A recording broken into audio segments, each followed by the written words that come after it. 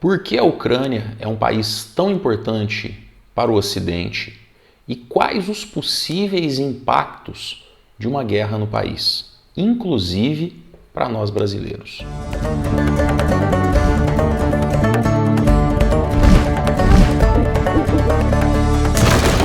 Caríssimos peripatéticos, mais uma vez sejam muito bem-vindos ao canal Missionário. Como eu sempre digo, o canal mais catilogente aqui do YouTube é o Professor Renan. Continuo falando sobre a crise militar e política na Ucrânia. Eu recebi algumas respostas muito interessantes sobre o que eu tratei no vídeo anterior, tanto que fiz a live no Instagram sobre a crise ucraniana. Acabaram ficando algumas questões que eu não tratei, alguns assuntos ficaram para trás e eu recebi algumas perguntas muito boas e eu vou procurar respondê-las ao longo desse vídeo.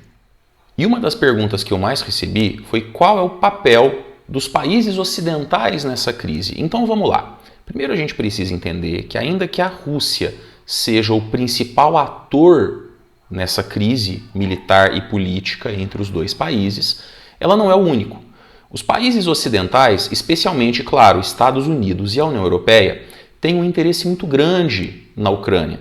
Não só porque eles desejam aumentar a sua área de influência, a sua zona de hegemonia geopolítica, de repente até entrando ali no antigo quintal russo, no antigo quintal soviético, mas também porque a Ucrânia é um país estratégico para a Europa Ocidental. Não custa lembrar, por exemplo, que a União Europeia depende em grande medida do gás russo que passa pelo território ucraniano. Então, para a União Europeia seria muito interessante ter uma influência maior na política interna da Ucrânia, porque isso de alguma maneira facilitaria o acesso a esses dutos de gás natural que vêm da Rússia e abastecem em larga medida, em grande quantidade, os países da Europa Central e Ocidental.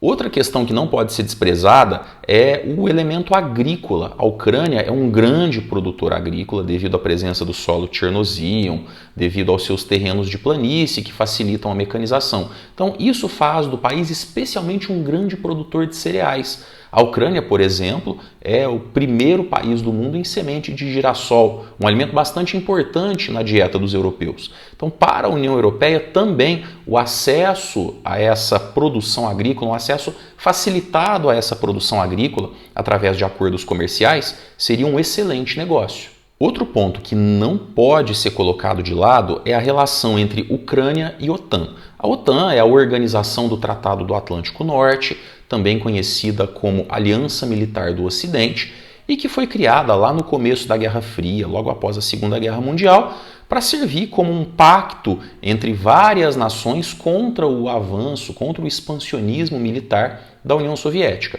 Claro, a Guerra Fria acabou, pelo menos oficialmente, a OTAN continua existindo e ainda tem uma importância muito grande. Basta lembrar que ela é formada não só pelos Estados Unidos, mas pela grande maioria dos países da Europa, da União Europeia de maneira geral. Então, para a OTAN, a Ucrânia também é um país de extrema importância.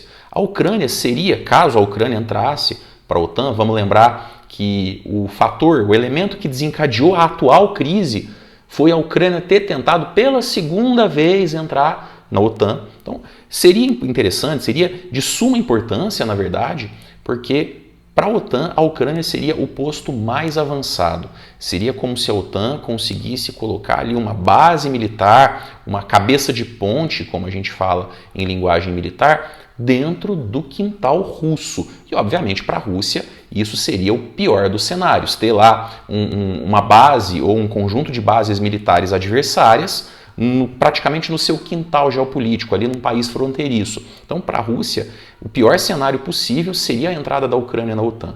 E por último, claro, porém não menos importante, nós temos o papel dos Estados Unidos, que obviamente querem, em primeiro lugar, barrar o expansionismo russo no leste europeu. E tendo a Ucrânia como um aliado, seria possível fazer do país assim uma espécie de país tampão, uma expressão lá do começo do século XX, da época Primeira Guerra Mundial e logo após a Primeira Guerra Mundial, a Ucrânia seria para os Estados Unidos como um país tampão, um país ali capaz de representar um bloqueio, um obstáculo aos avanços, ao expansionismo militar, político e econômico da Rússia no leste europeu. Esse é o primeiro ponto. Mas também os Estados Unidos veem na Ucrânia um potencial aliado econômico, um potencial aliado comercial, porque, querendo ou não, apesar de toda a tensão que existe ali na região, o principal parceiro comercial da Ucrânia ainda é a Rússia e os países da comunidade dos Estados Independentes de maneira geral. A CEI é aquela comunidade de países que fizeram parte da antiga União Soviética e que se instituiu no início da década de 90. Então, para a Ucrânia seria interessante estabelecer pactos comerciais com países ocidentais, entre eles os Estados Unidos, de modo a sair um pouco dessa dependência econômica da comunidade dos Estados independentes e, sobretudo, da Rússia. Para os Estados Unidos, seria um novo parceiro comercial, um grande parceiro comercial, especialmente no setor armamentista, mas também no gás de xisto. O xisto betuminoso, é um material fóssil de origem orgânica, um material combustível e que pode produzir tanto óleo quanto gás. O xisto ele produz esses dois derivados. E os Estados Unidos têm grandes reservas de xisto betuminoso. E lá eles já produzem gás combustível, que substitui perfeitamente o gás natural, por exemplo, a partir do xisto. Então, para os Estados Unidos, uma situação em que, por exemplo, a Europa Ocidental não pudesse mais comprar o gás russo por qualquer razão, representaria no curto e médio prazo uma abertura de mercado para o seu gás derivado de xisto. Então, desde o governo Obama, o país vem expandindo as suas indústrias processadoras de xisto para aumentar a sua produção de gás, para que numa eventual crise no leste europeu, os Estados Unidos possam substituir a Rússia como principal fornecedor de gás para os países da comunidade europeia. Agora, pensando num eventual conflito, quais seriam os impactos desse conflito entre Rússia e Ucrânia? Para a região, para o leste europeu, os impactos imediatos, para o mundo e para nós brasileiros.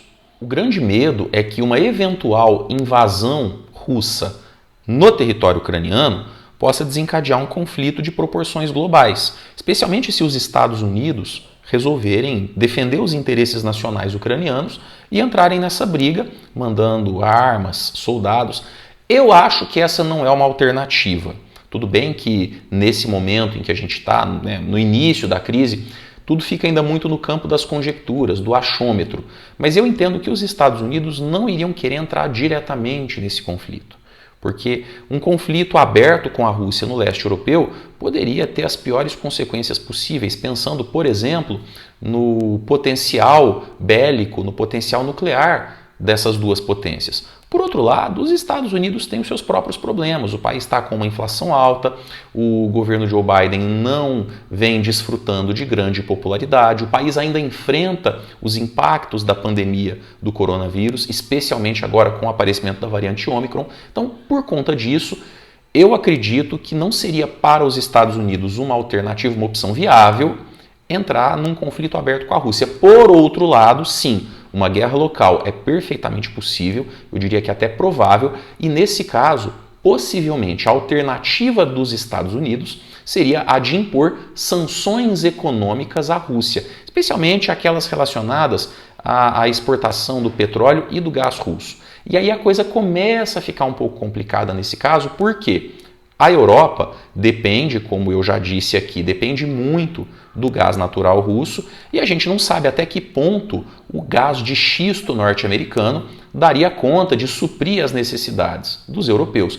Num cenário de crise econômica global, de inflação generalizada, é complicado a gente pensar que a falta de gás natural seria sim um fator responsável por uma crise energética na Europa Ocidental. E os impactos dessa crise energética, obviamente, trariam consequências para a economia do mundo todo. Por outro lado, nós não podemos nos esquecer que a Rússia é um dos grandes exportadores de petróleo. É um país membro e fundador da OPEP, a Organização dos Países Exportadores de Petróleo, e qualquer crise, qualquer problema, qualquer escalada de violência na região envolvendo diretamente a Rússia pode acarretar, sim, num aumento na cotação internacional do barril de petróleo. E isso seria um problema para todo o mundo, inclusive para nós brasileiros, porque numa situação, por exemplo, de guerra ali entre Rússia e Ucrânia, o preço do barril de petróleo aumentaria, e aumentaria em dólares na cotação internacional.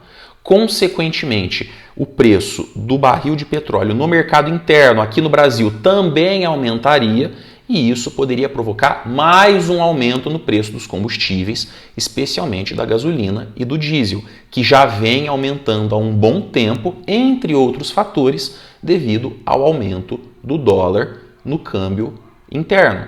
Então a gente não pode pensar que porque é uma guerra lá no leste europeu, entre Ucrânia e Rússia, dois países distantes pra caramba, o Brasil não tem nada a ver com isso. Pode não ter nada a ver do ponto de vista militar, mas se a gente pensar que essa guerra pode provocar o aumento no preço do petróleo na cotação internacional e esse aumento pode impactar no preço da nossa gasolina, do nosso diesel e, consequentemente, em toda a estrutura da nossa economia, sim, esse é um problema sério com o qual nós devemos nos preocupar.